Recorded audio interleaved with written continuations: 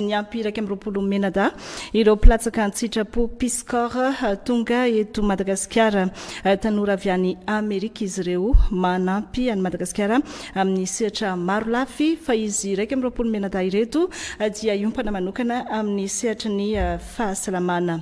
Androany moa izy ireo no nanao fianianana teny amin'ny tranony masovoin'ny Amerika eto amintsika. Nandriana zavatra maro Toussaint François. State your name.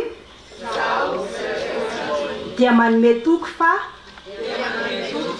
hiasa sy hanompo ho an'ny vahoaka malagasy.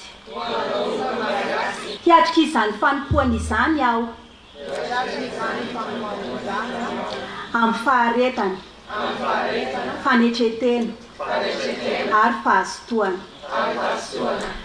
Iompana betsaka amin'ny fahasalamam-bahoaka ny filatsahana an-tsitrapo ataon'ireto piscorps reto.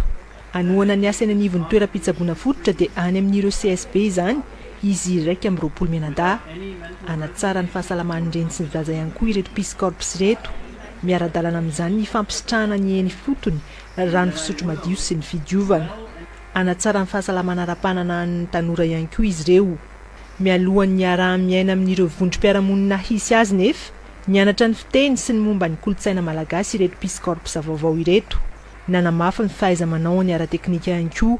Nandritra ny 12 herinandro no nanatanterahana izany. Anampy fa ihany koa ampafantatra sy aneho ny kolotsaina amerikanina nareo, hoy ny mpanolotsaina voalohany Tobias Klocksman. Nandritra ny fitaom-pianianan'izy ireo. Andiany faharoa amin'ireo piscorps tonga taorian'ny valanaretina izy reto. Ny andiany voalohany izay manampy amin'ny sehatra ny fanabeazana sy ny fambolena. Amin'ny volana septambra indray no avy ny andiany fahatelo amin'ny piscorps. Sehatra telo amin'izao fotoana no iasany ity misiona platsaka an-tsitrapo amerikanina izay noforoan'ny filoha Kennedy ity eto Madagasikara.